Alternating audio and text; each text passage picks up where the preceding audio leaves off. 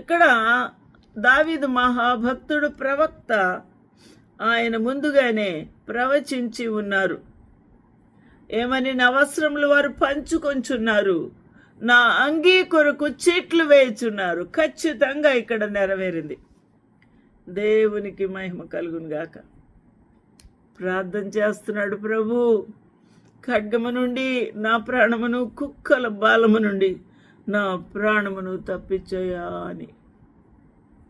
యేసుక్రీస్తు ప్రభు శాపగ్రస్తుడుగా లోక పాపములన్నీ కూడా ఆయన మీద మోపబడి ఒక పాపిగా అక్కడ యాతన పడుతూ ఉన్నాడు.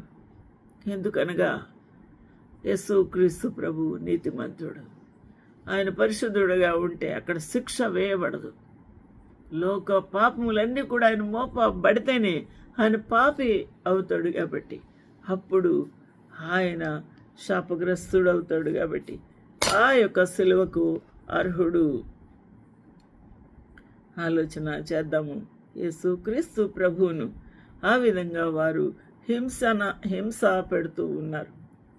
సింహపు నోటి నుండి నన్ను రక్షించమని ప్రార్థన చేస్తున్నాడు. హల్లెలూయా. దేవునికి మహిమ కలుగునుగాక.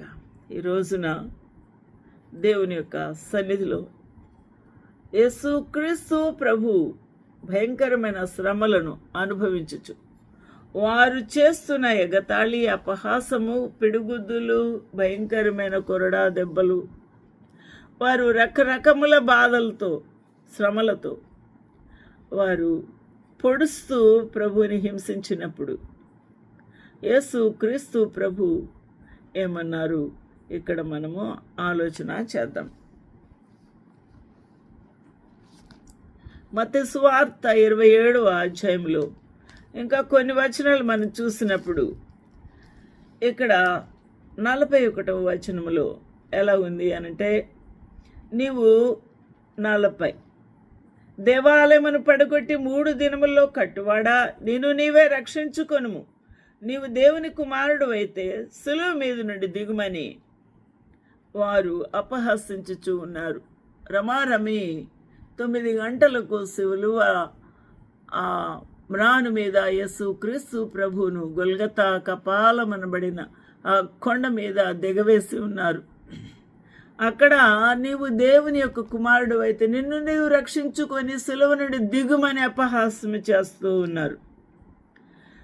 అయితే అలాగే శాస్త్రులు, పెద్దలను, ప్రధాన యాజకులు కూడా ఆ సిలువ దగ్గర కూడా అపహాస్యం చేస్తూ ఉన్నారు.